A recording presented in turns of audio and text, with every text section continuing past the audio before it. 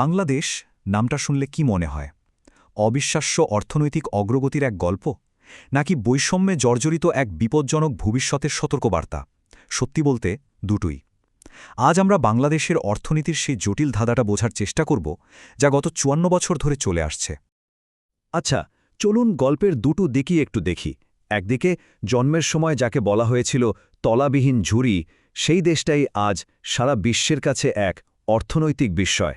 এটা তো একটা অসাধারণ সাফল্যের গল্প, তাই না? কিন্তু ঠিক তার উল্টো পিঠে সেই একই উৎস বলছে এই সাফল্য আসলে বৈষম্য আর রাজনৈতিক অস্থিতিশীলতার এক বিপজ্জনক উদাহরণ।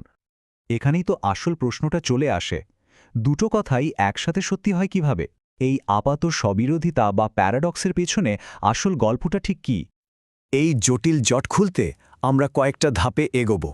আমাদের গাইড হিসেবে থাকবে দেশের জাতীয় বাজেট, আর আমরা বিষয়গুলো দেখব অর্থনীতির কিছু মূল তত্ত্বের চশমা দিয়ে।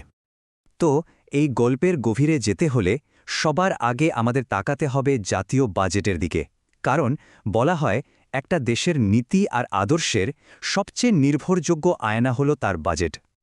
মানে এটা কিন্তু শুধু কিছু সংখ্যার হিসাব না, বাজেট হল একটা নৈতিক দলিল, যা একদম পরিষ্কার করে দেয় যে দেশের সম্পদের সুফল কারা পাচ্ছে আর কারা দিন শেষে পেছনেই পড়ে থাকছে। আর কয়েক দশকের বাজেট যদি আমরা বিশ্লেষণ করি, তাহলে তিনটা বড় বিষয় আমাদের সামনে আসে। এই বিষয়গুলোই আসলে তথাকথিত অর্থনৈতিক বিস্ময়ের ভেতরের ফাটলগুলোকে স্পষ্ট করে তোলে। চলুন প্রথম ফাটলটা দেখি, আর তা হল দেশের অর্থনীতির কাঠামোগত রূপান্তরে ব্যর্থতা। মানে অর্থনীতি যে পথে এগোনোর কথা ছিল, সে পথে আসলে এগোয়নি। অর্থনীতিবিদ আর্থার লুইসের মতো অনেকেই একটা তত্ত্ব দিয়েছিলেন। সহজ কথায় তত্ত্বটা হলো উন্নয়নের একটা পর্যায়ে গ্রামের কৃষিকাজ থেকে মানুষ শহরের কলকারখানায় কাজ করতে আসবে। এতে দেশেরও উন্নতি হবে, মানুষেরও উন্নতি হবে। কিন্তু বাংলাদেশে কি হলো? শিল্পায়ন ঠিকই হয়েছে, কিন্তু সেটা কোনো বৈচিত্র্যময় বা প্রযুক্তিগত রূপান্তর ছিল না। বরং পুরো অর্থনীতি সস্তা শ্রমের উপর ভিত্তি করে একটা মাত্র শিল্পের উপর নির্ভরশীল হয়ে পড়ল। এটা অগ্রগতির বদলে এক ধরনের শোষণের মডেল তৈরি করল। এখন দেখুন এই প্যারাডক্সটা কত অদ্ভুত। একদিকে গত 10 বছরে শিল্প উৎপাদনে গড় প্রবৃদ্ধি হয়েছে 10% বেশি। এটা যে কোনো দেশের জন্য একটা দারুণ খবর। কিন্তু অবিশ্বাস্য ব্যাপার হল, ঠিক ওই একই সময়ে শিল্পখাত থেকে চাকরি হারিয়েছেন প্রায় 14 লক্ষ মানুষ। তার মানে কি দাঁড়ালো? প্রবৃদ্ধি হয়েছে ঠিকই, কিন্তু সেটা হয়েছে পুঁজির জোরে, মানুষের কর্মসংস্থান তৈরি করে নয়। এই কর্মসংস্থানহীন প্রবৃদ্ধি আমাদের একটা আরও গভীর প্রশ্নের মুখে দাঁড় করিয়ে দেয়। আচ্ছা, উন্নয়ন বলতে আমরা আসলে কি বুঝি? আর এখানেই নোবেল বিজয়ী অর্থনীতিবিদ অমর্ত্য সেনের ভাবনাটা খুব গুরুত্বপূর্ণ হয়ে ওঠে। অমর্ত্য সেন বলেছিলেন, আসল উন্নয়ন শুধু দেশের জিডিপি বা টাকা পয়সার হিসাবে হয় না। সত্যিকারের উন্নয়ন হল মানুষের সক্ষমতা আর স্বাধীনতার বিস্তার। মানে তার স্বাস্থ্য, শিক্ষা, নিরাপত্তা আর মর্যাদা পাওয়ার সুযোগ কতটা বাড়ল। এই ভাবনা মাথায় রেখে যদি আমরা আবার বাজেটের দিকে তাকাই, তাহলে একটা জিনিস খুব পরিষ্কার দেখা যায়। বিশাল বিশাল রাস্তা, সেতু আর বিদ্যুৎ কেন্দ্র বানাতে হাজার হাজার কোটি টাকা খরচ করা হচ্ছে, কিন্তু স্বাস্থ্য আর শিক্ষার মতো মৌলিক খাতে বরাদ্দ থাকছে খুবই কম। এর ফল কি হয়?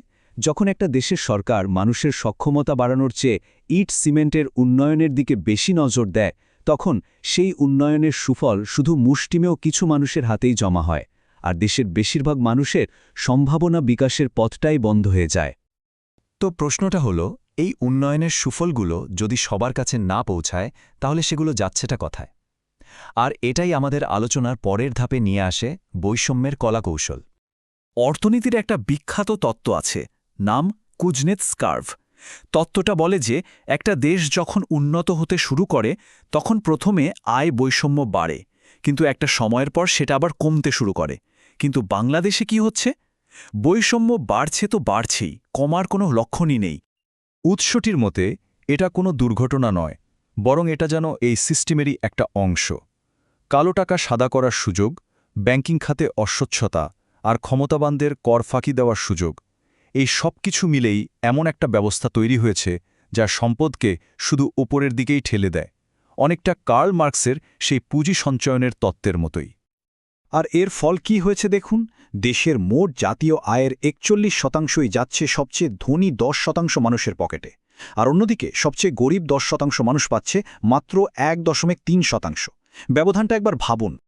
তাহলে এই পুরো আলোচনার পর 54 বছর শেষে এই উন্নয়ন মডেলের চূড়ান্ত পরিণতিটা কি দাঁড়ালো? আমরা পুরো যাত্রায় একটা পরিষ্কার প্যাটার্ন দেখতে পেলাম। এমন এক প্রবৃদ্ধি যা চাকরি তৈরি করে না, এমন বাজেট যা সাধারণ মানুষকে উপেক্ষা করে, আর এমন এক ব্যবস্থা যা সম্পদকে কেবল একটি গোষ্ঠীর হাতে তুলে দেয়। সব মিলিয়ে এটা জন্ম দিয়েছে এক গভীরভাবে বিভক্ত সমাজের।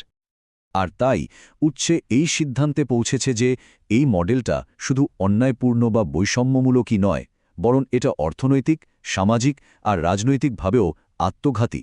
মানে এই পথ দেশকে দীর্ঘমেয়াদে ধ্বংসের দিকেই নিয়ে যায়।